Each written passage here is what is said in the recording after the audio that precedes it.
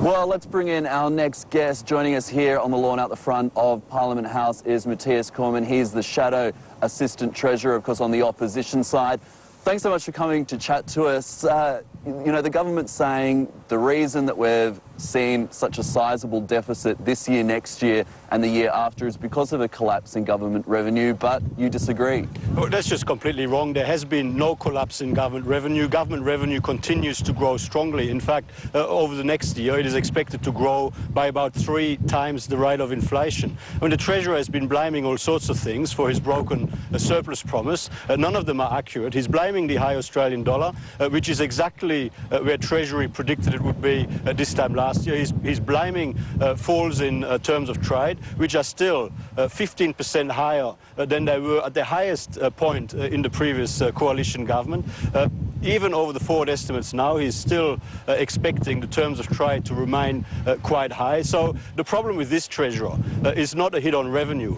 The problem with this Treasurer is a hit on his dodgy revenue forecasts. He overestimates revenue at budget time, and when he then fails to deliver, he blames collapse in revenue, and what he should be blaming is his inaccurate forecasting. All right, the opposition's been saying for some time now that they would get the budget back into surplus very quickly should you succeed in your attempt to win government later this year. You've been saying you're not sure when that would now happen because you'd have to take a look at the books. You've had a look at the books now. When do you estimate that you can get the budget back into the black? Well, firstly, we don't trust the books that were delivered by Wayne Swan last night. Wayne Swan's track record is one where his budget figures are invariably wrong, so we will be waiting for the pre-election economic and fiscal outlook, which is delivered by the Secretaries of Treasury and Finance independently and objectively. We will, of course, deliver a surplus much more quickly than the Labor Party would deliver a surplus, but we will not be able to make final judgments on the exact timetable until we know the true starting position in the budget, which will not be until we have that pre-election economic and fiscal outlook document in front of us. Okay, Bernie's got a question for you. Thanks, Matt. Mr. Cormann, Bernard Lowe out of Hong Kong joining you. I don't understand exactly what's in the mindset behind some of the what appear to be business unfriendly moves by the Treasurer. I mean, Australia, the Labor Party tried to be a first mover with the MRRT on mining, with a first mover on the carbon taxes, and now cutting exemptions and basically, in many cases, raising the cost of doing business. Do you fear at all that the corporate world is going to give a thumbs down to Australia and maybe avoid investing in the country as a result? Well, we're very concerned about the impact that this current government and the current Treasurer, Wayne Swan in particular, have had on our attractiveness as a destination for international investment. There's no doubt that under the current government, the cost of doing business in Australia has gone up.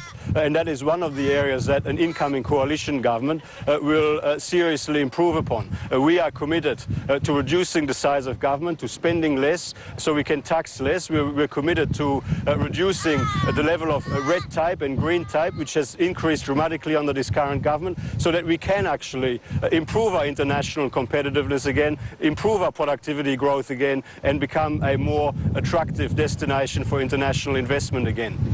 One of the big issues that, of course, we've been following over the last few years has been the mining tax, which the opposition, the coalition, says it will scratch if it gets into power. When you look at the budget papers last night, they would only raise $200 million over the last 12 months.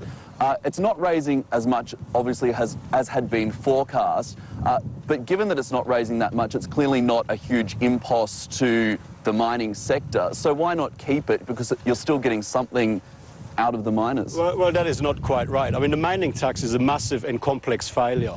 Yes, it has come in 95%, a staggering 95% below the original revenue forecast that Wayne Swan put out there when he first announced the mining tax. However, while the mining tax is not raising much revenue, it is imposing a significant additional costly red tape on the mining industry here in Australia. Why would you keep a tax which doesn't raise any meaningful revenue, yet it is costly to administer for government, costly to comply with for business, and of course which creates all sorts of distortions in the marketplace? Well, we say we shouldn't. We will scrap it because that will of course be part of our strategy to improve our international competitiveness.